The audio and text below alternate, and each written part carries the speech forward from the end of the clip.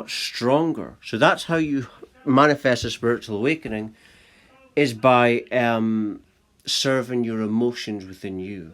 That's how you manifest, and that's how you ascend. That's the quickest way to ascension.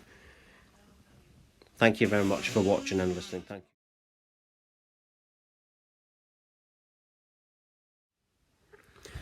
The nature of duality within non-duality. Well, I just want to start off by saying that everything must start from nothing. And I say this a lot, everything must come from nothing. This is what I perceive all the time. This is, first when I had my spiritual awakening, it was think of nothing, think of nothing. This, perceiving that this is nothing, thinking of nothing. And realizing that everything must come from nothing. Realizing that with this, and that's the truth. Everything must have a start point of nothing, you think. But if that is so, then that means you don't have a start point, because nothingness is infinite. And infinity cannot begin any place. Infinity just goes on and on. Doesn't begin though. There's not a point of beginning. People think that, but if it really is infinity, infinity is forever going on. So if it's nothing, it means that everything is still nothing. That's why I say everything is a dream. But how does nothingness get from that to being aware? How does it become aware? Well, I would say that if you're ever aware within nothing, then because nothingness is the infinity, then the awareness is the nothing and the awareness is the infinity, which means that awareness has always been. If you've got awareness now and this is the nothing, then that means awareness always is. You see? It's like science calls it reflector consciousness.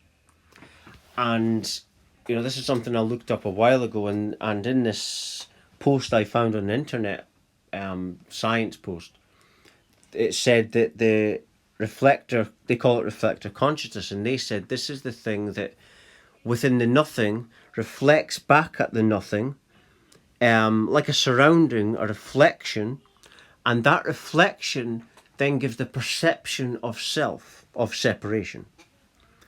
So, but then the mirror, you could say, opposite you, sees itself as separate also. But because it's one nothing, it's one infinity, the two are actually one thing.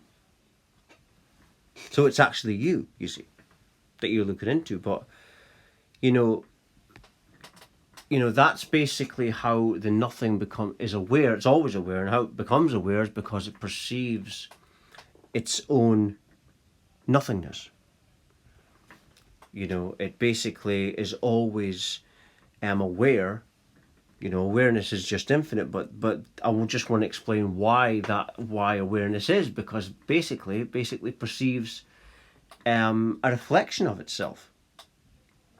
And that reflection of itself becomes a perception of, you could say, self. And it's like it's an ego attachment that becomes the self. It then identifies. It's like a baby being born. It identifies with the surroundings, and it decides its personality and so forth. And that's what an ego attachment is.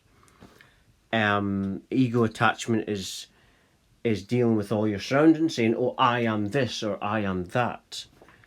And what decides what form you are is your own consciousness.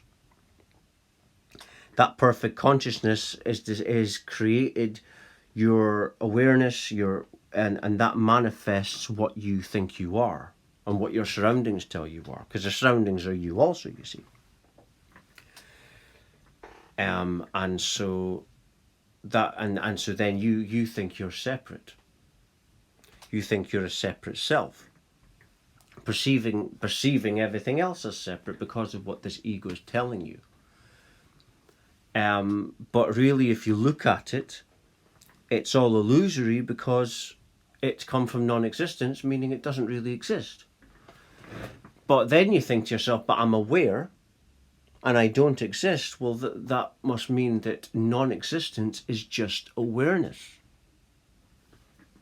And that everything is just dreams manifesting from this infinite awareness. And because, like I say, nothingness is infinity, and awareness is the nothing, that means that you're just an infinite awareness. And that's it. But yeah, that is what creates the perception of self. It's, you basically, you're a perfect consciousness because you've got infinite nothingness running itself infinitely. That creates a perfect consciousness, and that perfect consciousness becomes the identity in your experience. What you think is the self. You see, it's like a perfect consciousness comes because when you've got something running itself infinitely, that means because it's got forever to run itself, it's been tried and tested infinitely, meaning it's perfect. It's a perfect. So what the self is a perfect consciousness. Even though, like I say, it's you would think it's non-existence, and it is, but like I say, the nothing, the non-existence is the perfect consciousness itself. And because you're just infinity, there's infinity of potential.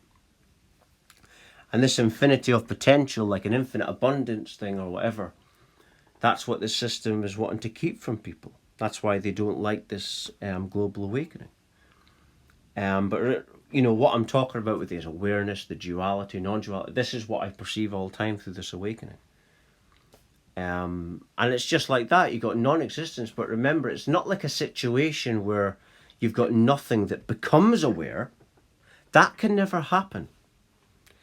The nothing can never actually become aware as a separate experience because it's infinite. And if you've got an infinity, it's always been. So there's never a separate point where it does anything. We experience separate points through an experience. But when you're dealing with nothingness, it doesn't have that. So if you've got awareness in nothingness, there's never a point where nothingness becomes aware because it's the same infinity as the awareness. They're one, you see. So it means that the nothing has always been aware. You've always existed as this perfect consciousness, as I mentioned earlier. Yeah, and I hope I explained that. When I'm talking, I try my best to explain it as easy as possible. I've been perceiving this stuff since the awakened, the age of 24, 32 my birthday. So I've had every day it's been this path and explained in my head and by myself. So I hope that I'm easy to understand. But anyway, thank you very much for listening, more of a listening and the nice picture that I put up. Thank you.